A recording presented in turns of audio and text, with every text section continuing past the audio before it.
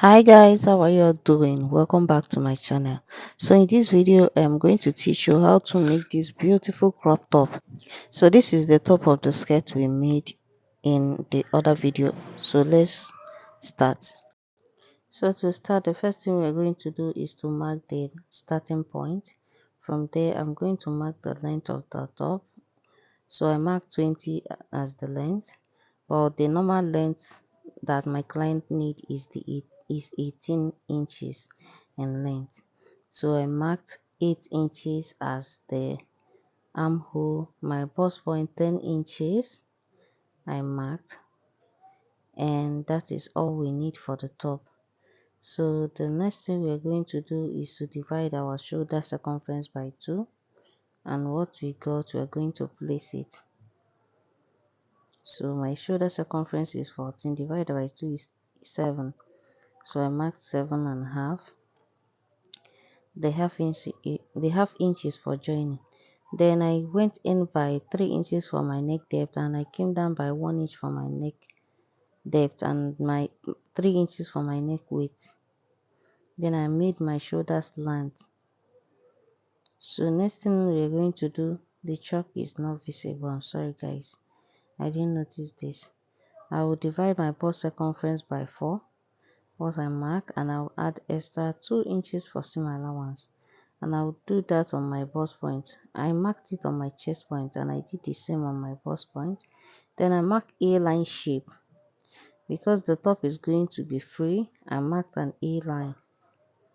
The top is very free on the waist part. So after cutting it out,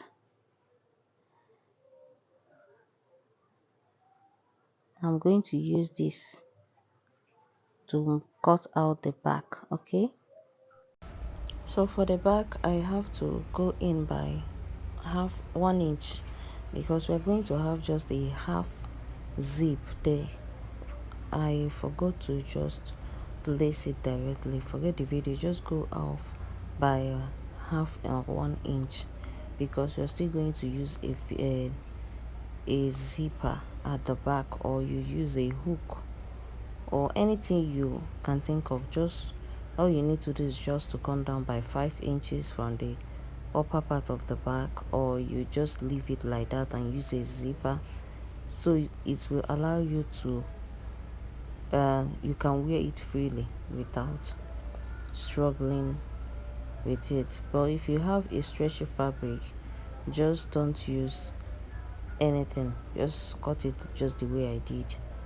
So my normal 3 inches depth width, and I went down by 4 inches for the front piece. That's the neckline, that's what I'm cutting now. For the back piece, remember we went down by 1 inch, and that is what I just did. So the next thing we're going to do now is to cut this sleeve, and I just folded in this one by just one fold. So I marked the starting line. From there, my sleeve is 8 inches in length, and I marked 9 inches. 1 inch is for folding, and I measured my armhole, divided by 2, and I added 3 inches extra because it can be deceiving sometimes. So I added 3 inches extra. Then the round, because it's a free arm, is a short sleeve, so I want it to be very free, and my client is not that big, so I used 7 inches. You see we have 8 here, so my client is 7. My client is not that big, so I used 7 inches for the curve, the sleeve curve. So this is one part of the sleeve. After cutting out, I'm going to cut out another part of the sleeve. Using the one we already cut, we're going to use it to cut out the other side of the sleeve, and that is what I'm doing here now. So after doing it, the next thing we are going to do is to cut the facing of the top. Okay, the main bodies, we're going to cut the facing. So I'm going to bring an extra fabric that is left. I'm going to fold it this way, and I'll first of all cut the facing of the front facing. Just watch how I'm going to cut out the facing. Cut it exactly the way your front neck line is, then shape it a bit. Don't worry, I was going to extreme. Just cut it like this. Cut it like this. Curve it, because it's just going to help you to fold the neck inside. That's the job of this facing. So I am going to do the same for the back as well. So we are going to open for the back. We are going to open it, but not here. I did not open it here. I forgot to open it here because it's going to have a zipper. The back is going to have a zipper, but if the back of your top does not have a zip, you cut it just the way I did. But if it has a zip, you're going to slant the center piece open. So we are done with this. The next thing to do is to start joining. So here we have the back and the facing. We are going to place the front of the facing the front of the bodies, and you're going to pin it down this way, and you do the same for the front as well. So you're going to place it. Okay, for the front I also came down a bit as well.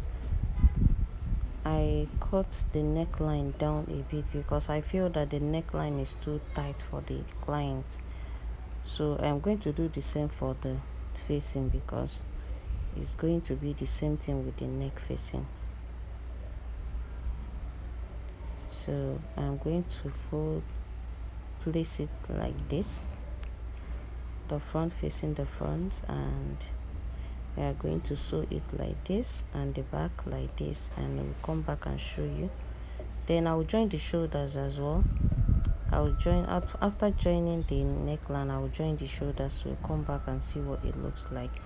This is what it looks like. This top is very, very simple to make. So I'm done joining the upper bodies. If there was light, I would have ironed it, but there was no light, and I'm rushing this dress. The client needs it, so I had to rush it very well. So we're going to fix the sleeve before joining the both bodies. You see how I hemmed the down part of the top? Okay, just fold it and hem it, and then we have 18 inches here. We already have the normal length of the top here. So for the sleeve, we're going to attach the sleeve, and by doing so we are going to notch the center of the sleeve like this. So we are going to place it at the shoulder line.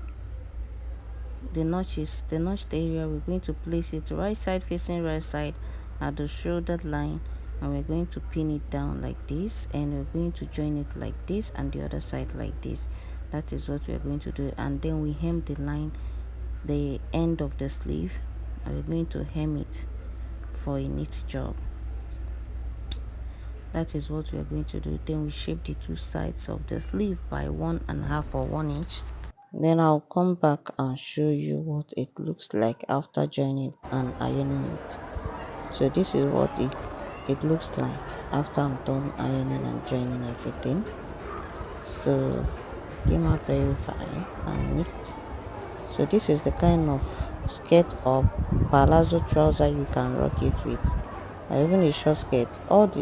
Anything you can rock it has to be high waist, okay, so that it will come out very fine. So that is how we made the top of this beautiful skirt we made in the other video. Okay, the top came out very fine, and this is the zip. As you can see, this is how we place the zip at the back. It's an invisible zip, so you hardly notice. So thank you guys for watching. See you guys in my next video. Bye.